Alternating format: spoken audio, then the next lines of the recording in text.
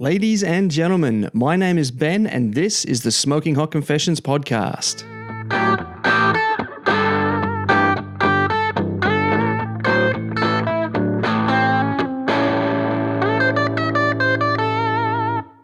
Hey family, I'm here, you're here, and it's a good day to be alive.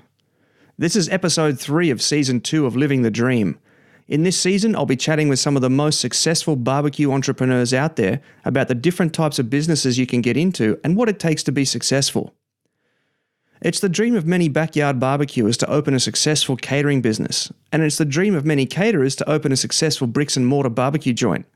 Oh hell, if we're all honest with ourselves, it's the dream of almost everyone in the barbecue scene to own their own barbecue joint.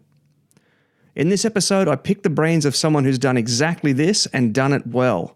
I'm speaking, of course, about Hillbilly Wes from Bovine Swine, one of, if not the, most famous barbecue joints in Australia. We're getting into Wes's pathway to barbecue joint glory, his hits and misses, and some serious advice for people getting into the game. Let's hit it. This is the Smoking Hot Confessions podcast with barbecue pitmaster Ben Arnott. How long's it been since your last confession? It's nice to see businesses out there that see the problems in the world and seek to solve them. Clean Heat Barbecue is one of these businesses. A charcoal and briquette manufacturer, Clean Heat prides themselves on being the most eco-friendly brand on the market today. Harvesting from an invasive species that's destroying valuable farmland in Namibia, Clean Heat Barbecue's products are sustainable, eco-friendly, 100% natural and renewable. Most importantly for barbecue enthusiasts, their products are clean burning and long lasting. It is the fuel of choice for many top barbecue teams in Australia, and Clean Heat Barbecue is known for being strong supporters of the Australian barbecue scene, sponsoring several competitions every season. At Clean Heat Barbecue, their motto is the 4 Fs: fire, food and friendship. When those 3 come together, you'll be fueling your passion. To find your local distributor of Clean Heat Barbecue products, follow Clean Heat Charcoal on Facebook at Clean Heat BBQ and on Instagram at clean_heat charcoal, and send Abel a PM. Welcome to the confessional, Wes. My first question is, what was the last thing that you barbecued? Good question. Probably did some chicken yesterday afternoon. Oh yeah, how did you do them? Just chicken breast. I just do that in the smoker and we brine it, season it, and throw it in. It only takes about an hour and a half, so not too bad. Cool. And was that just for you or was that for the shop? No, it's for the shop. Oh, nice. Okay, so I've got to ask, how did you get the name Hillbilly Wes? Oh, well, Wes is my name, but and I'm a bit of a, I don't know. I grew up in the bush and a bit ratty and a bit hillbilly-like, I suppose, and yeah, that's just like that, I suppose.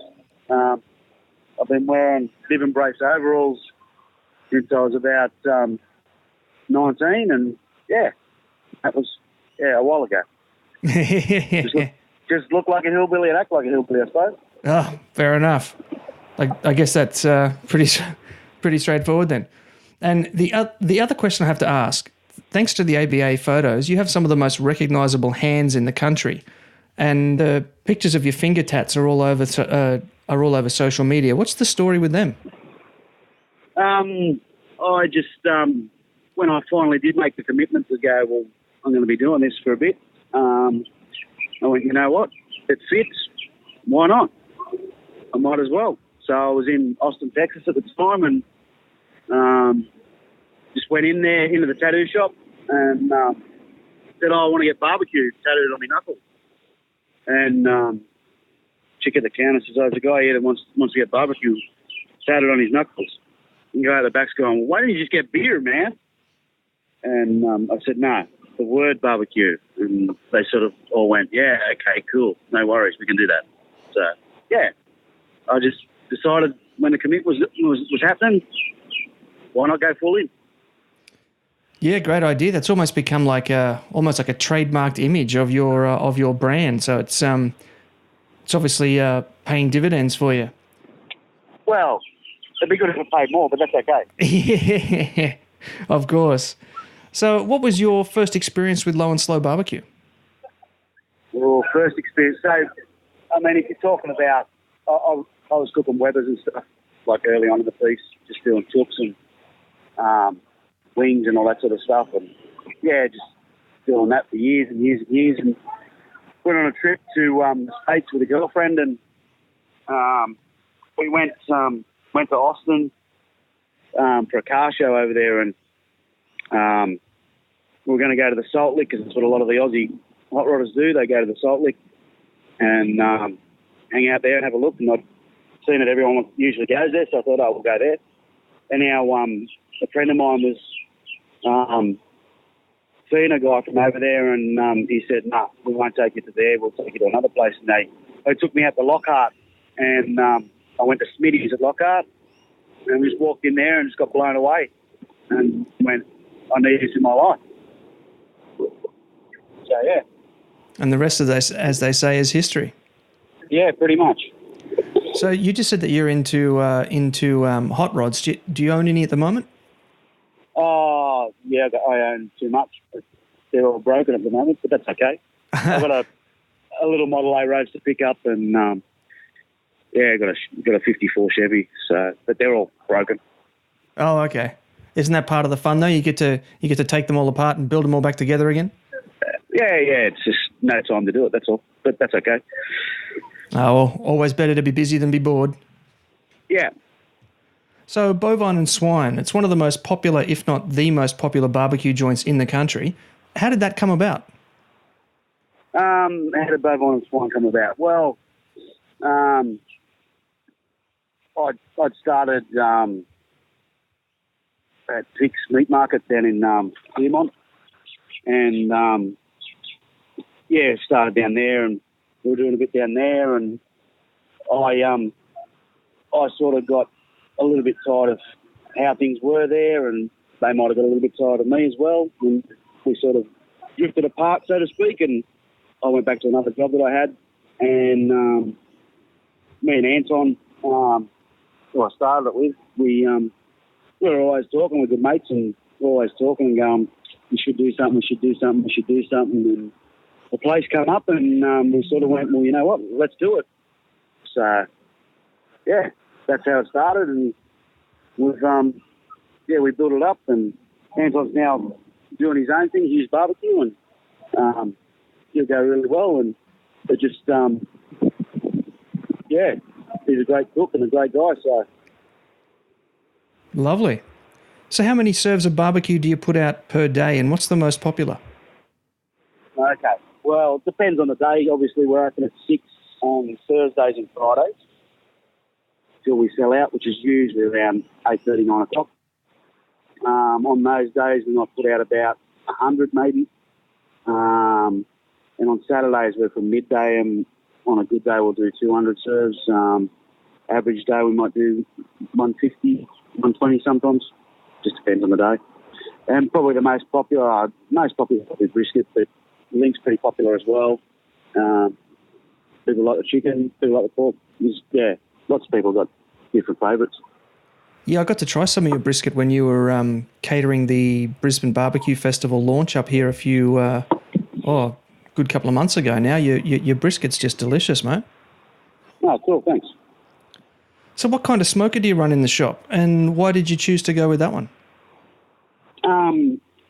So the one in the shop's one that I built. It initially started life as it is, at that length. I got the chamber rolled up and got it home and went, this ain't going to fit in the shed. How am I going to move it around? This is long before the restaurant. And so I cut it in half, and I used that for a while. And then when we decided to go open the shop, we still had the other half left, so we just welded on the other half and cut another door in it, and that's the way it is. Rightio, so she's an offset stick burner then? Offset stick burner. It's only about wood in it. 6 mil thick, or 1/4 inch, square firebox. Nice little half moon with a bit of a deflector. No tuning plates as such. And there's exhaust drawers from shelf level. So, yeah. Okay. And where do you stand on the reverse flow versus standard flow argument? To me, I'm always going to go for a standard flow.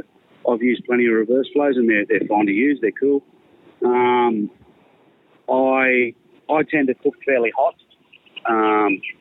So with me, I think, and it could just be a thing in my head, but the convection plate underneath, to me, would heat up more, and you're therefore sort of getting an artificial cook as far as smoke and raw heat from the fire. That's just my idea. Whether it's true or not, I don't know. I used a man horn last week. I've used radars. They're great. They're all good. You just got to know your pit, just know how to use it. That's all. Yeah, right. Yeah. So what was your first pit? For me, you've actually got to have fire. You've got to be able to see the fire from where the meat is. That's my ideal situation. My first pit was actually a little Hark tri-fire, believe it or not. Oh, right. I bought it for Father's Day for myself, the trip, after the trip into Texas, and stuffed around with that, and just used that for a while, and got a Langman on Gumtree and stuffed around with that, and then I thought, well, I'm running these two pits, and I've got a little hog pit there, and it's just not enough space, so I need to build something bigger. So I did. Oh, wow. So you went from the Hark straight to the to the home-built one, which is now in the shop? Yeah, pretty much. Oh, wow. That's awesome. So, yeah. One little question that I do have is to do with the logo. What's the significance of having the animals upside down?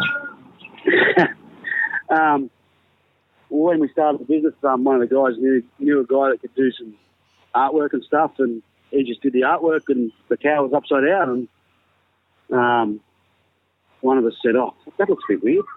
And then, because there's three of us when we started, and me and Anton went, "Ah, man, that's cool. We'll keep it." So we kept the cow upside down.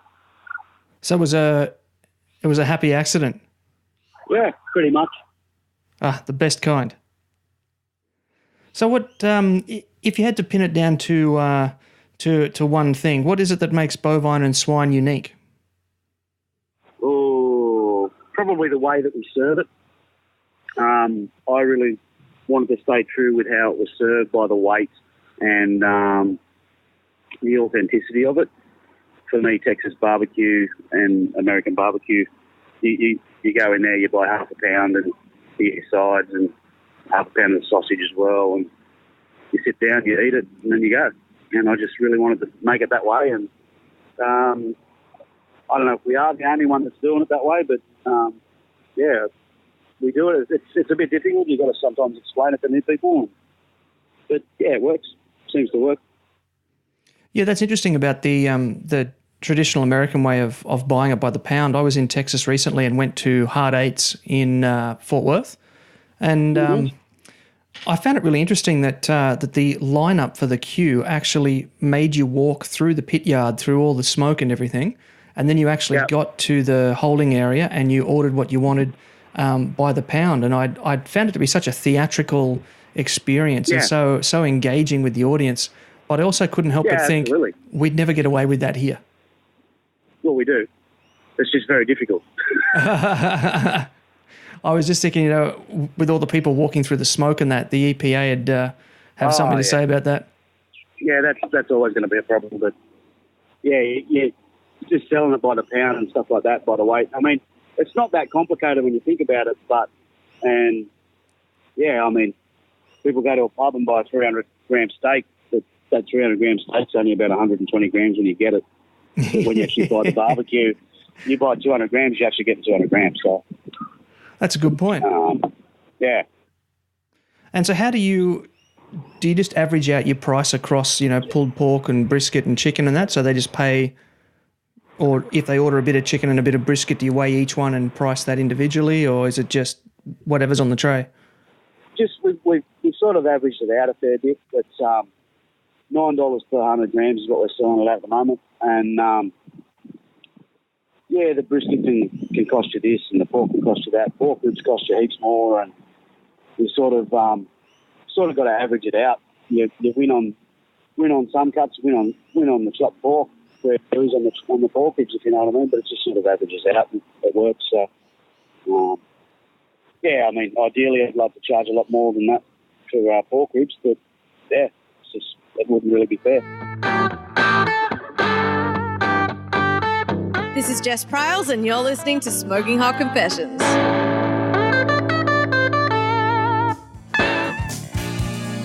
Support for this episode comes from Harvey's Kitchen.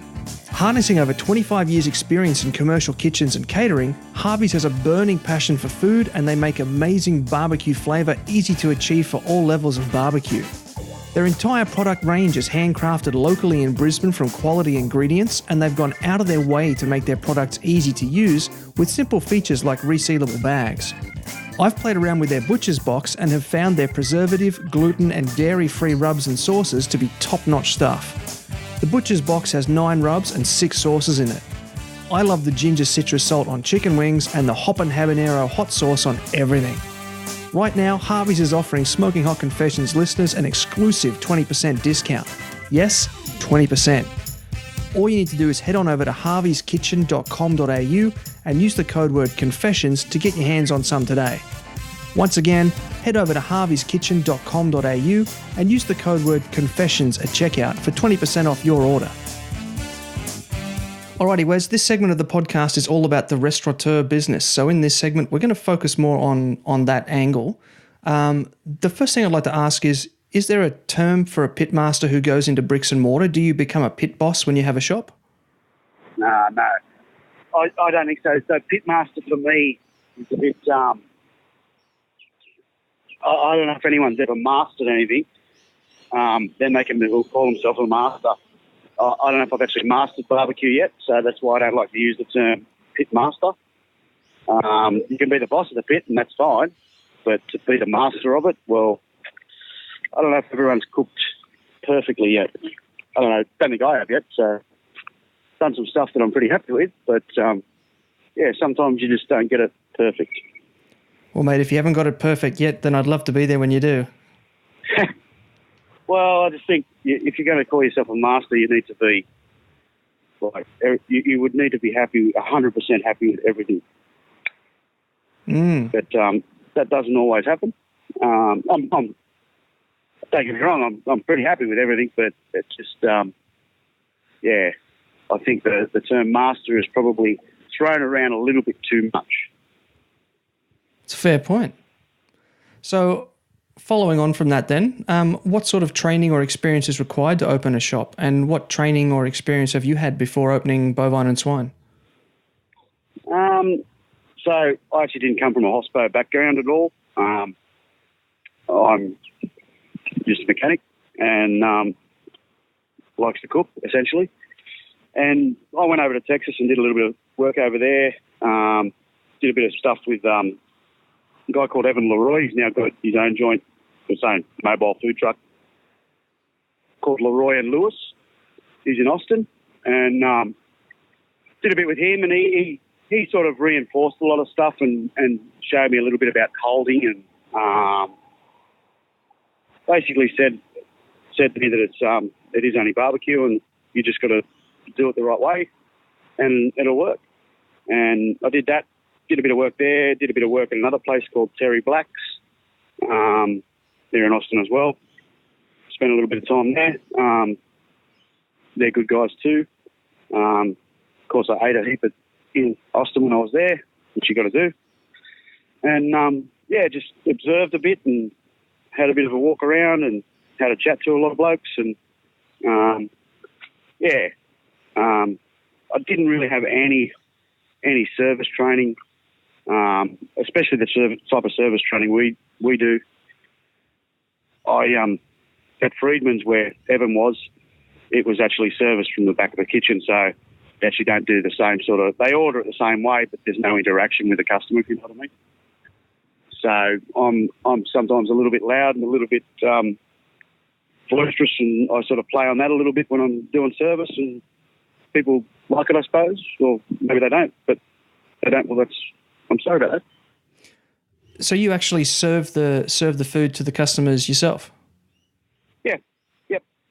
When I'm there, I'm not always there, but yeah, I've got some good staff now, and it's good to have them, and they're trained up. They know how to do it all now. They know how to cut it. The cut is the most important part of any barbecue business, because he's the guy that's going to tell you, he or she is the guy that's going to give you a good experience or a bad experience. They're the ones that are going to go, well, okay, that piece of brisket's a little bit crappy. I'm not going to serve you that. And I think that's very important. Yeah, and I guess if they don't have that understanding, they just end up slicing up and throwing out whatever. Yeah. Yep. Interesting. So what was your transition like? Did you do catering work before opening your shop? Not really. So I worked full time at Vic's for a while. I was doing a little bit of catering here, and I wouldn't say catering. It was more a friend's got a birthday on, and can you cook me some barbecue? Yeah, no worries. And that's what I do. And probably one of the first catering gigs I did was the Carnival's Ball in Sydney with Jess Prowse. She helped me a lot along the way and encouraged me an awful lot. So I did that for her, and that all went well. And did that, and just a little bit of catering. I actually didn't do any market stalls or anything like that. I just worked at Vic's. We sort of Vic's out a little bit, and then we sort of knew what we were doing, me and Anton. So we just went in, had a go. Cool. So what would you say is the biggest difference then between catering and running a shop? Running a shop is probably more expensive. It's also easier in a way. You don't have to move your pit. You don't have to. You can prepare all your stuff in a decent kitchen and everything else. You got all your stuff there. You're not working out of eskies and stuff like that, and that's just a bit amateur and a bit ordinary, I think. I try not to do that.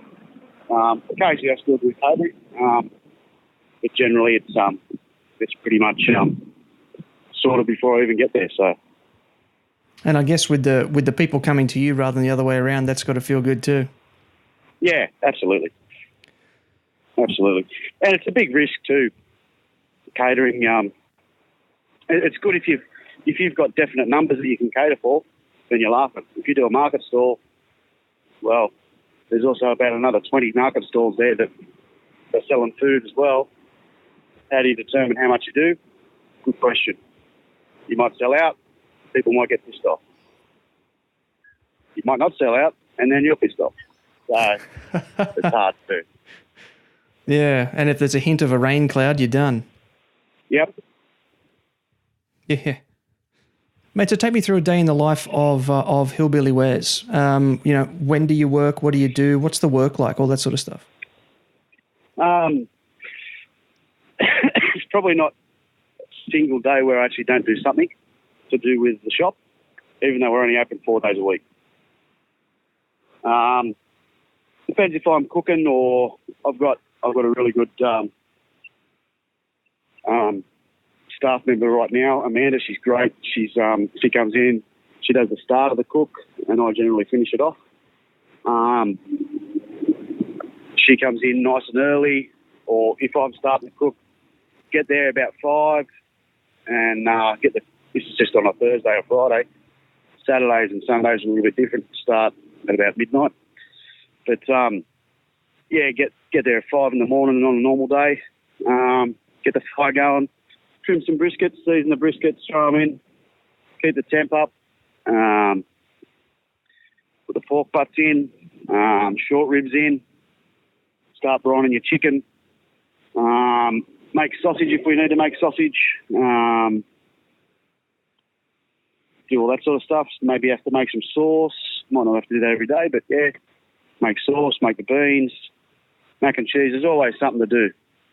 For me, I've got to do a lot of running around, picking up stuff here and there, and I've got certain things that I want to use. some of them suppliers can't deliver, so I'll go pick them up specifically. So that takes time. It's all keeps going till you pull stuff out, let it rest for a little bit. We throw it in the warmer, keep it nice and warm, and set up for service and smash service out and go home. Clean up and go home. Sounds good, mate. I guess with all that running around and picking stuff up too, that's what the end goal is for that Model A Ford pickup project you were talking about before. No, it definitely won't be used for that. So there's a lot of people out there who, for them, opening a barbecue joint would be just a dream come true. What sort of people do you think would be suited to this kind of work? Psychopaths.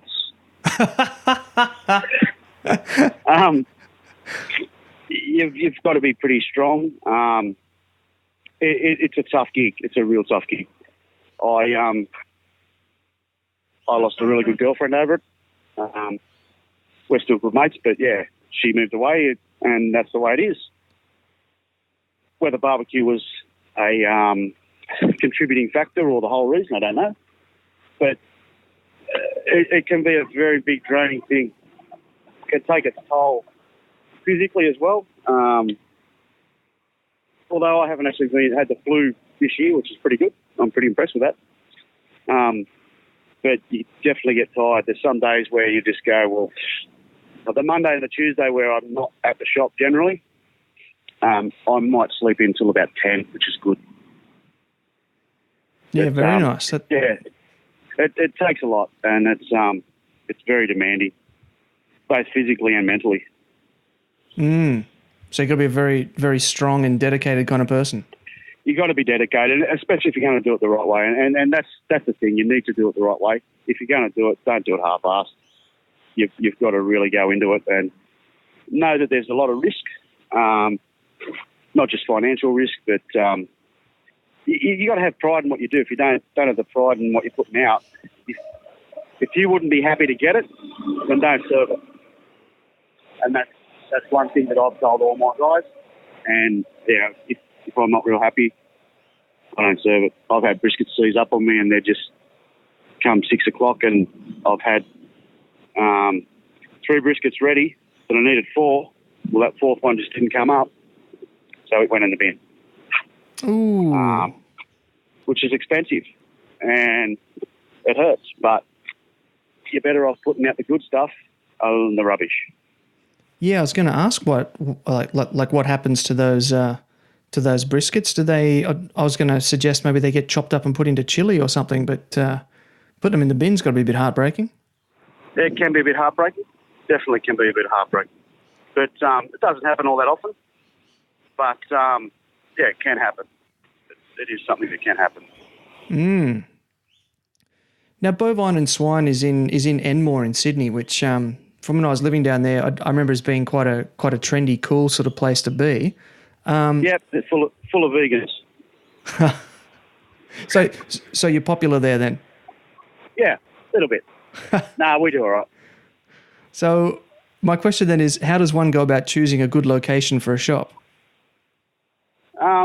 We sort of chose it because it was there. We thought the Inner West would be a really good spot to do it. Anton lived in the Inner West. My girlfriend at the time had a shop in the Inner West as well, so it was all cool. Yeah, it wasn't a bad spot. It's a bit small, but you do what you can do, and we've made it work. It's literally 3 doors down from the Enmore Theatre, where there's a lot of music that goes on there. And we thought that might have had quite an impact with it, but it actually doesn't have that much of an impact at all. Depends on the crowd, but yeah, a lot of the time it doesn't have that much of an impact. So picking a venue, the one thing I could suggest probably is get a big enough venue. We're a little bit cramped, and I'd like to be bigger, but you can only fit so much in one box. It's not easy, but yeah. Yeah, so were there any relevant environmental or zoning considerations you had to look into? Yeah, so where we leased, it was already a had development consent and everything already for a restaurant, and it was already a barbecue restaurant. It was a Peruvian barbecue restaurant. I'd never eaten there or anything because I didn't know what it was like, but they just sort of left and it became available and we took it on. So that part of it was pretty good. In saying that, we set up and I envisaged that there could be an issue with smoke. And at the time, a friend of mine, Joel, from JR's, was going through a bit of grief with the council and smoke. So I had a little bit of foresight and I actually got onto a couple of smog hogs, which is a particulate sealer. And we didn't have them up when we first started, but it was only a couple of weeks and the council come knocking and said, listen, we've got to do something about this. And I said, I'm on it. And we sorted it out. So, yeah. A lot of people don't really even notice it anymore. But then again, I'm immune to the smoke now. I wouldn't know if it's smoky or not smoky. So, because I'm around it all the time, you just sort of get used to it. Yeah, the smell of it would become normal. So yeah, it's just a normal thing. For listeners not familiar, what's a smoke hog and what does it do and where does it come from? Okay, smog hog, it's just a part of your filtration system. So we've got the smoker underneath the normal canopy, kitchen canopy. And, it gets sucked up, sucks up all the smoke from the pit and goes through a filtration system. It's got, I think it's got some sort of little things that zap the particulates, and I don't know what they turn into, but yeah, it eliminates the smoke. Well, reduces the smoke anyway. Oh, okay, so it just sort of like pulls all the nasties out of the smoke. Yeah, pretty much just pulls all the nasties out. And, you're obviously still it's not going to change anything as far as what the emission is, but it's, I think it gets rid of the visible emissions and some of the heavy, stinky smoke, I suppose, it would do. But we burn pretty clean anyway most of the time, so, yeah. Yeah, thin blue smoke rather than billowing white smoke, eh? Yeah. Well, I have heard the term thin blue lines is great, but white and thick does the trick, so don't know how true that is. Okay.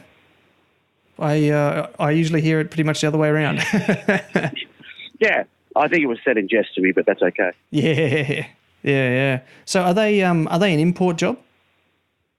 I got them here, but there's a few mobs that do them now. Smog Hog's the brand I've got, and yeah, I think there's a few around now that do them, but they're not a cheap item, that's for sure. And that's a cost that you've sort of got to take into consideration. And a lot of places that are setting up probably won't have the facilities to do it, and it's going to make it real hard to do. But yeah, it's the way it is. Yeah, right. So what are some of the, I guess, unexpected costs that you've come across? Oh, well, that wasn't completely unexpected, but it was a bit surprising. There's that. There's council inspections that they just come and knock on your door and say, "G'day, we're here to inspect, and by the way, here's a fee." So that's all fun that you're not really banking on, but yeah, there's that, and staff costs. Staff costs you a lot of money. The price of meat can fluctuate quite a lot, which makes it really hard when you want to have a consistent approach on how much you're selling as far as like price-wise. Mm-hmm. Especially for me, if I'm selling it for $9 per 100 grams, which might sound an awful lot, $90 per kilo, but on occasions there's times when you've got to pay $25 a kilo for brisket. So it just depends. So that can sort of shock you a little bit, or sometimes you ask for something from a supplier and you've been getting the same thing every week for months and months and months, and then you say, "Oh, where's my order?" And they go, "Oh, we haven't got any." And you got service in about 10 hours. What do? You got to sort of think on your feet a little bit, which is a bit difficult sometimes.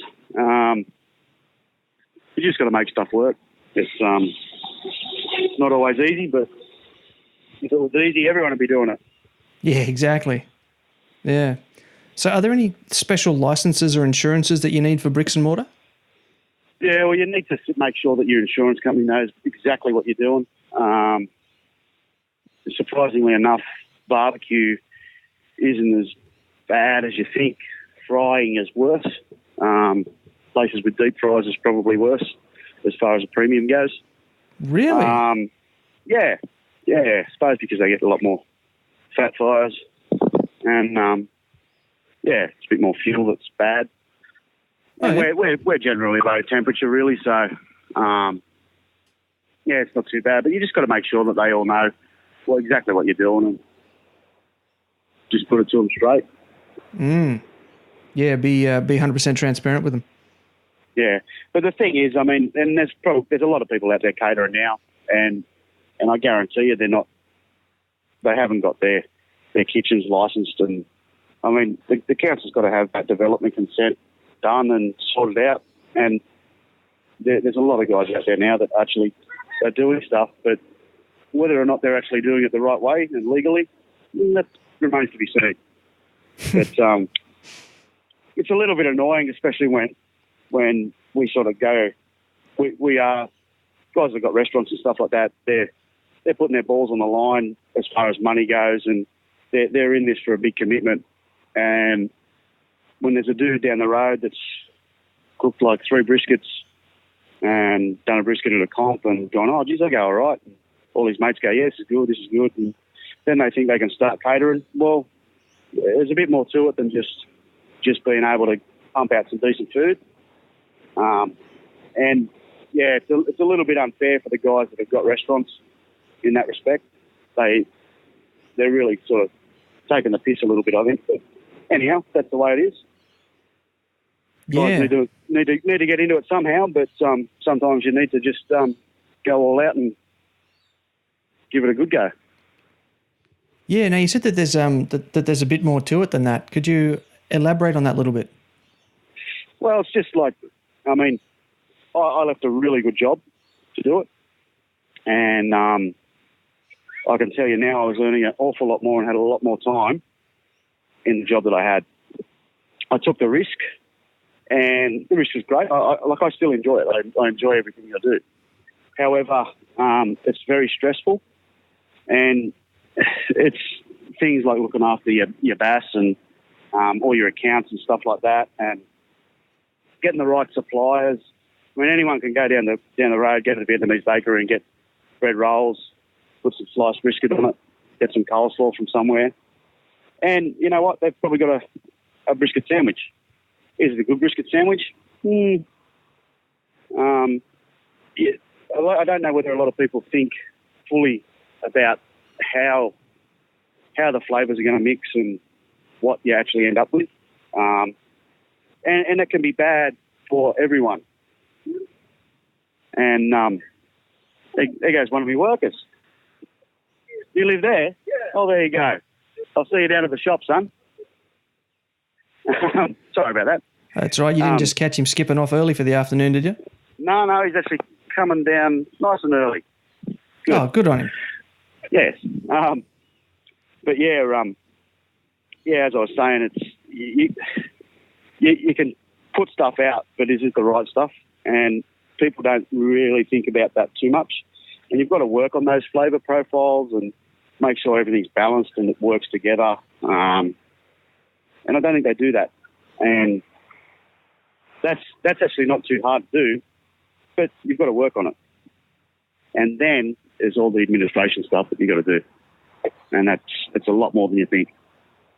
Yeah, I'd imagine that there'd be a lot more in a shop than, say, catering off the back of a trailer, because you could elect not to do a lot of the stuff, I guess. That's right. If you're operating off a trailer than in a shop. Not to cast dispersions on people who are catering, but there is that extra flexibility there, I suppose. Yeah, there is a bit. And I mean, a lot of people probably aren't doing it full time, catering off the back of a trailer, and it's just their part-time gig. So they don't need to, like if they make a little bit of profit, well, that's great. But we have to make profit, otherwise we go under. So that's the part that's really hard. Yeah, for sure. So what would you say are the worst and best things about being a barbecue restaurateur? Worst things are you have no life. That's definitely the worst. It can affect you in many ways. Like you get tired, you can end up getting sick because you're so tired. I had an infected finger from a splinter, which I didn't expect that at Port Macquarie. That was all nice and fun. But there's that. It can affect the people around you, your partners and stuff like that. That's that can be really tough. But the best thing about it, for me, the best thing about it is serving the food and getting people to go, wow, that's amazing. And that's really rewarding. There's not a lot of money in it, I can tell you. I drive a van that I bought for $2,500, and that's all I drive at the moment. So, yeah, you've got to put a lot of effort into it for your return, but it just depends on what your return and what your motivation is. For me, the motivation is having people go, yeah, that's really good, thanks very much. Yeah, the feedback from the punters for sure. So, yeah, overall, how would you rate being a barbecue restaurateur? It's a lot of hard work. A lot of hard work. Like I said, I enjoy it, but it's a tough gig, that's for sure. Now, you just mentioned Port there before. I saw you had a trailer there, and I had a bit of a walk by, and I had a bit of a look at it, and there didn't seem to be much going on inside the trailer. What could you explain a little bit about that trailer you had there? It wasn't quite finished, to be honest. I started building that 2 weeks prior to Port, and yeah, I literally started then, and I've got a lot of stuff for it, but not everything's in it yet, and we still want to work out how we're going to set it up properly. So I've got a couple of options as far as fridges go and stuff like that, and just got to finish a bit of plumbing up on it, and it's all wired up and it's all good there. And I wasn't sure how it would tow with that pit that was on it, how it would tow, whether it needed to go over the axles more, or I actually put it over the axles a lot more, and there wasn't enough weight on the drawbar, so it would have got real tailing when you were towing it. So I've pretty much sorted out where it's got to go, and I'll bolt it down to that, where it is there now. And next time I'm using that, I think, is 14th of October, I think, down in Melbourne. So, is the plan to use that for doing your ABA demonstrations and that, or are you taking Bovine and Swine mobile? No, it's more for we'll do some catering out of it, and we'll do some festivals. There's a few festivals I like to do. That's what we're doing down in Melbourne. Is a music festival down there out on the weekend, and I go to a few car shows and stuff like that, and I like to sort of take some stuff there as well. So that's essentially what that's for. I wouldn't mind having a food truck, but yeah, I don't know. There's a fair few hoops you got to go into with that as well, and there's a lot of licensing and stuff that goes with that. You can't always trade where you want to trade, and yeah. For me, you've really got to pick your mark where you go. And yeah, some festivals you'll do really like you'll do good at, and some festivals you bomb right out and you actually lose a lot of money. So you got to be really careful with that, and that's why I'd rather just do the ones that I know that I can survive and have a good time, and it's all good. And did you make the smoker that's on the front of that trailer? No, it's a Radar Hill. It's one of two. So Rob made the meat sweats, Mitch Morse and Vaughan, and made them a hog pit. And I rang him and said, listen, I think I need one of them. And he made one up, and yeah, so there's two of them. Meats West still use theirs. They are theirs at port, and yeah, it's not a bad thing. Essentially, just uses a lot of charcoal down the bottom. I use wood. They use charcoal all the time in theirs full time. I use a lot of wood in mine as well. So a little bit of charcoal to get a bit of a coal bed, and then I start using logs in it as well.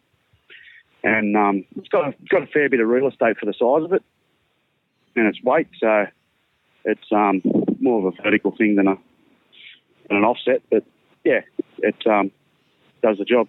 Does hogs good. So yeah, right. That's probably one of my favourite. That's one of my favourite things to cook. So yeah, it's good in that respect. You're listening to the Smoking Hot Confessions podcast with barbecue pitmaster Ben Arnott.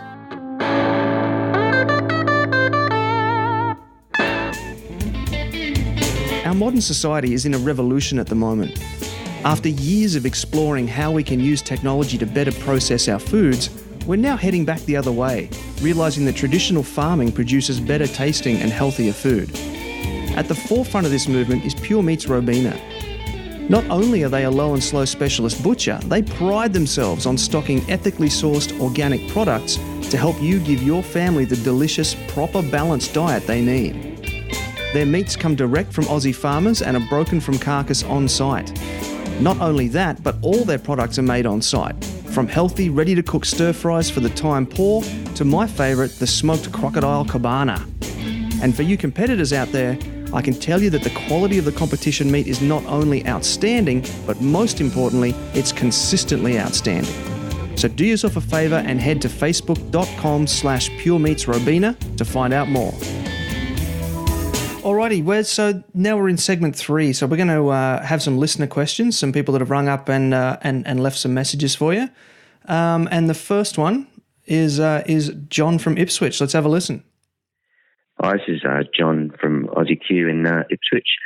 I'm looking at opening up a barbecue joint in the next 24 months. And my question for Wes is, what was your biggest fear, or what was the biggest thing that's playing on your mind when making that step into the barbecue joint scene? Thanks. Okay, John, thanks, mate, for the question. Good luck with opening the shop.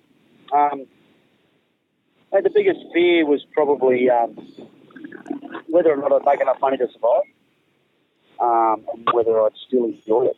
So I'm still enjoying it. Whether or not I've made enough money yet, I don't know. I don't really think I'm making a lot of money, so I'm surviving, and that's all that I needed to do. So yeah, that was probably the biggest thing, and just making sure you're putting out the right food. That was a big thing for me. Make sure you put out the right food. Hi, this is Jared from Now. Wes, my question is, when you first started with catering, how did you go with timing and time management and quantity sizes? Thank you. Yeah, Jared, that's a tough one.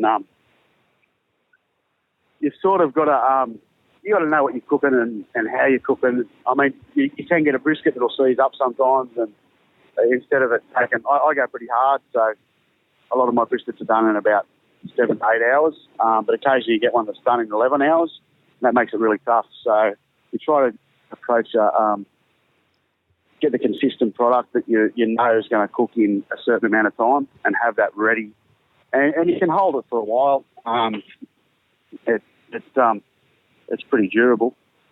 But that's about it. You just got to know beforehand how much you're doing and how long it's going to take. Yeah, hi, this is Brett from the Gold Coast. G'day, Wes. I'm interested in asking, is there some real money to be made considering the long hours that are involved in cooking real barbecue? It's more a question of how do you make the best use of your time, i.e. do you need to do pre-cooking, or do you just start super early, or do you use the hot fast method? Hey, man, looking forward to your response. Thanks.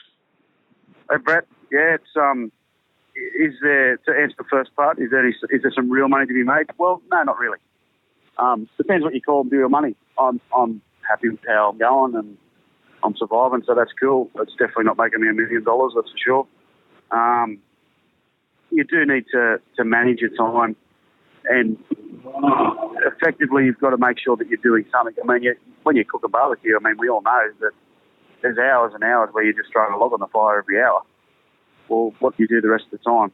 So you need to make the best of that and use that time to make sausage or beans or sauce and stuff like that, prep your slaw and pickles and all that sort of stuff. That's the key. You need to sort of do that. And we don't do any pre-cooking. We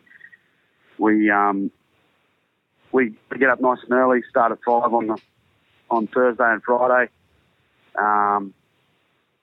Amanda, my pit cook, she starts then, trims it all up, puts it on, gets it all going. I come in about 11 and just keep going from there. And when they're cooked, they're off and rested. But again, we go pretty hard, so we don't spend 12 hours cooking. We try to spend 8 to 9 maybe if we're lucky, and that's the best bet. For me, that's how I like to get my product out. It's I'm happy with how it comes out at that sort of rate. Other people might have different views. I mean, when I started, everyone was cooking at 225. Well, if it's 225, I don't have the time to do that. I could be dead by the time it's finished. So I like to go 275 minimum. Quite often it's up around the 300s. Yeah, I've taken to cooking everything at 275 as well. When I go to competitions, I just light up the smoker. I don't care what the protein is. I've adapted my cooking method so that it all cooks at 275. Just makes things easier on myself. It just makes it so much easier, mate, so much easier. Yeah, g'day, Ben. This is Al on the Gold Coast. Wes, how do you know how many briskets to cook per day at the restaurant to not under or over cater for the restaurant? And are different days requiring more cooked briskets or less? Next question, Wes, what's your personal preference in taste and cook? Do you like grass-fed or grain-fed? Do you prefer to cook with grain or grass? And the other one in relation to that is, what do your customers prefer? And the last one I wanted to know was, what are your customers' favourite menu item at Bovine Swine, Wes? Thanks. Thanks, Al. Yeah, mate, we definitely cook different amounts on different days. So a Thursday and Friday, we generally have about 5 briskets on, for example. And Amanda will come in pretty early on Saturday morning / Friday night. And we'll get 9 to 10 briskets out on a Saturday, same on a Sunday. So, yeah, it just depends on the days, of course. My preference is probably grain-fed, especially in the cuts that we do. I prefer grain-fed. Grass-fed's okay. I don't think it holds as well, and with a restaurant situation, you actually do need it to hold for a little while. So I prefer grain-fed, and that's for sure. That's interesting. I'd never thought of that grain-fed would hold better than grass-fed. That's interesting. Yeah, it does. I'm not really sure why, but it does. It's, yeah, I don't know why. We might have to find some barbecue scientists to talk to. Yeah. I mean, and I don't use Wagyu. I actually despise using Wagyu. I think it's a waste of time in briskets. My ideal is probably about a 3-score. And, 3-score grain-fed, and it's the way to go. Why don't you like the Wagyu? I just think it's a bit, I don't know, you get that bad fatty taste in your mouth. I don't know. I don't think it's that great. Yeah. I mean, it can taste okay, but I can't. I can eat 400 grams of 3-score grain-fed.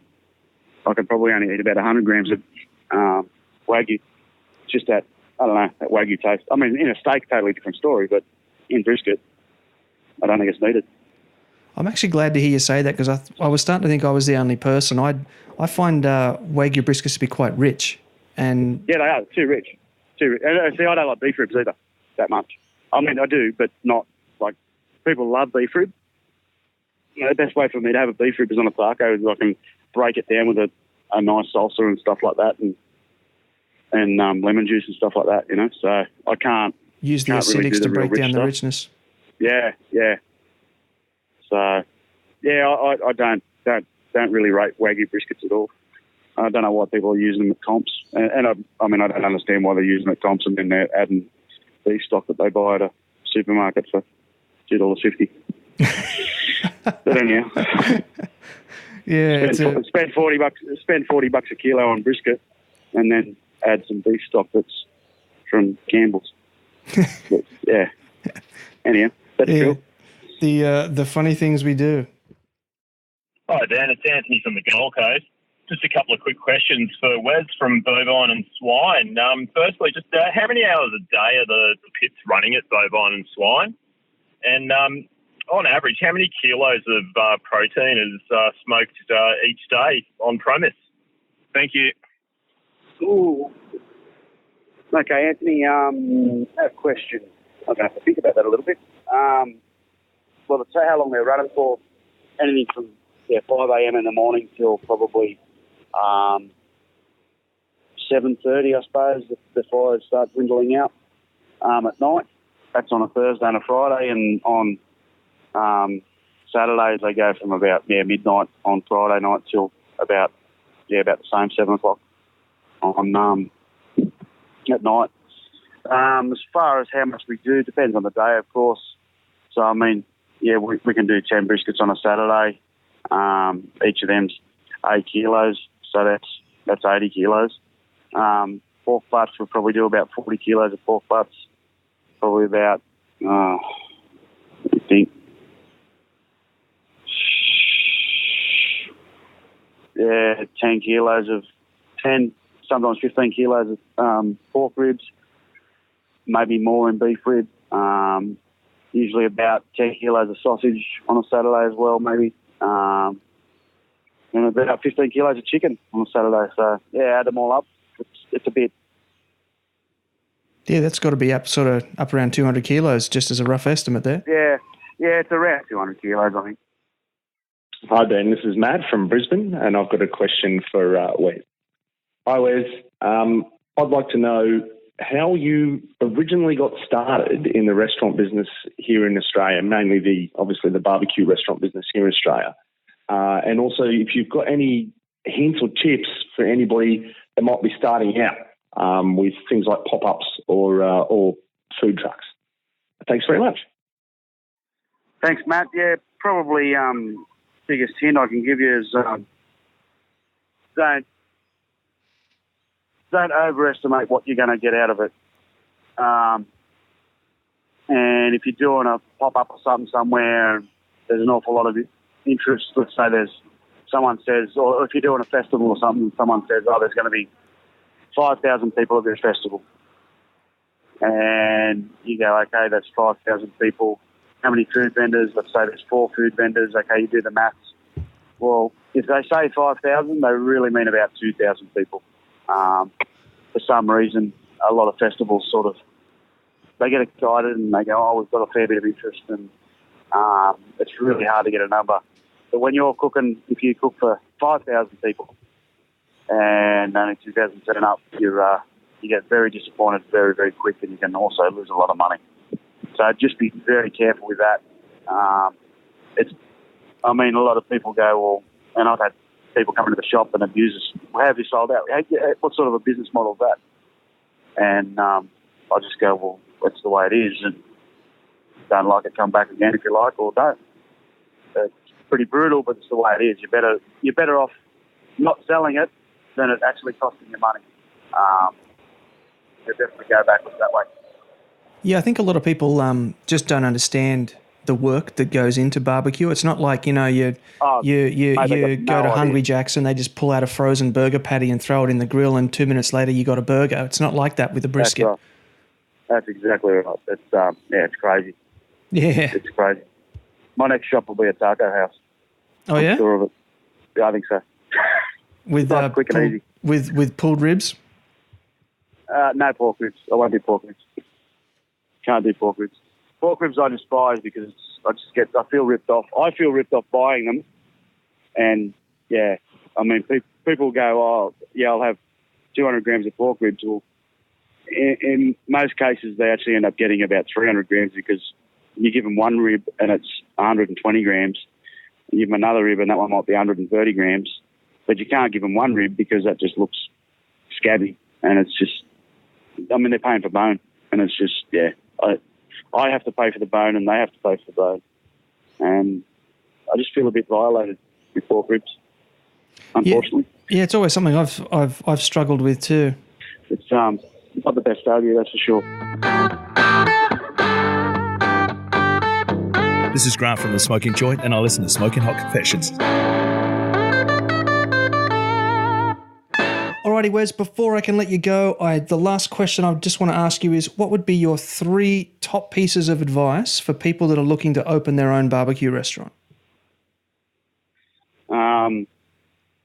3 words, don't do it. No.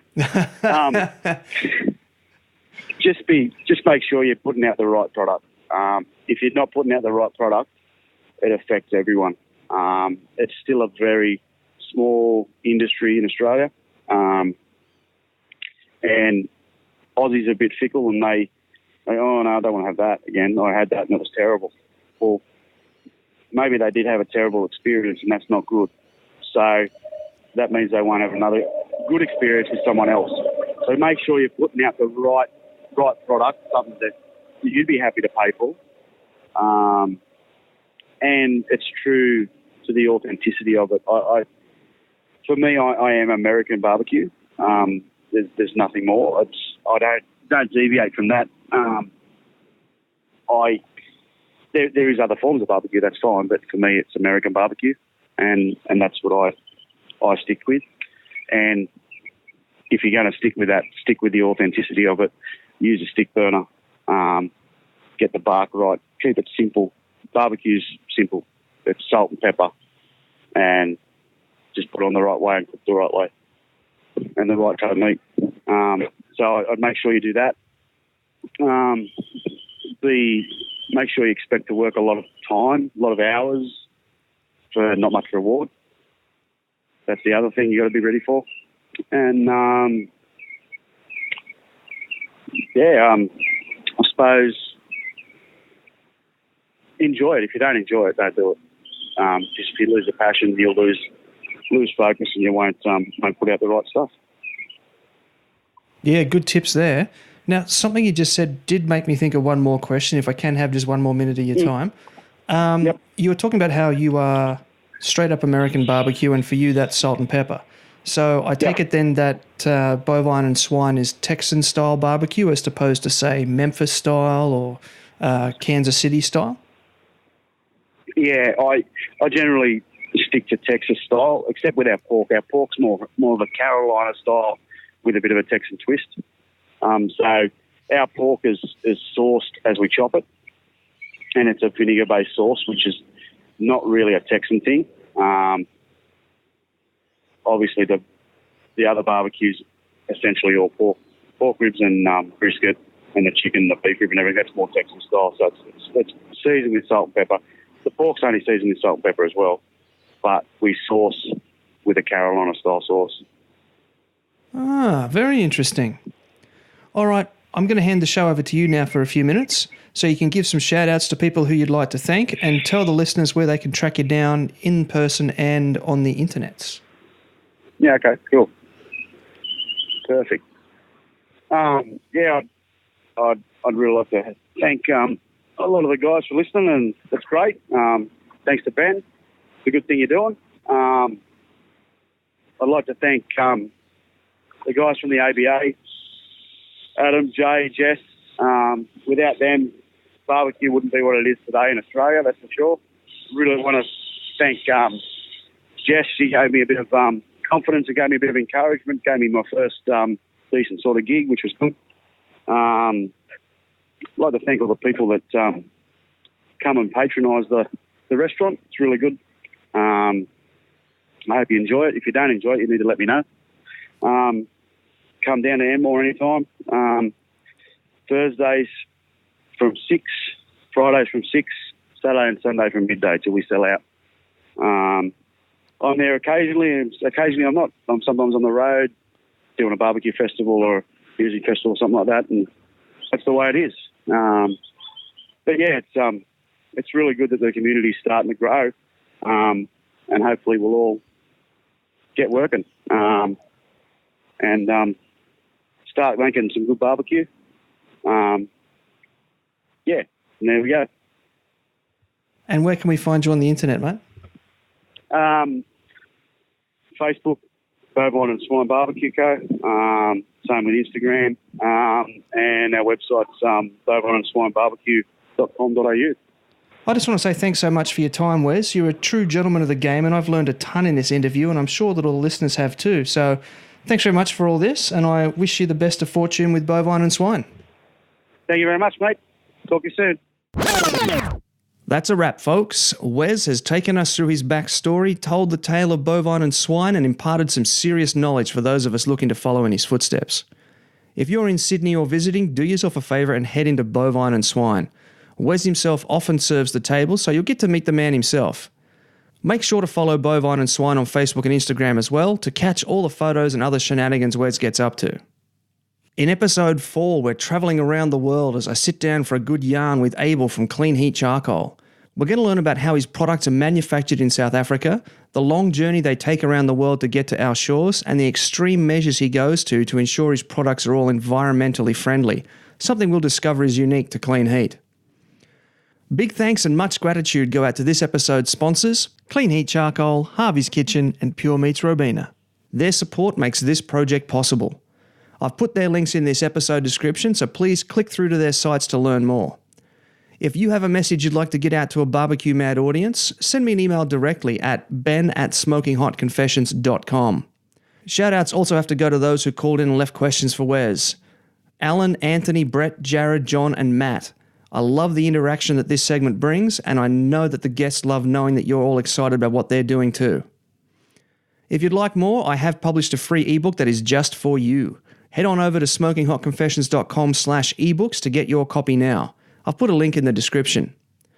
Also, head on over to Facebook and join the Smoking Hot Confessions community, and let's continue the conversation. It's a group dedicated to teaching, learning, and sharing all about barbecue, and all the BS is left at the door.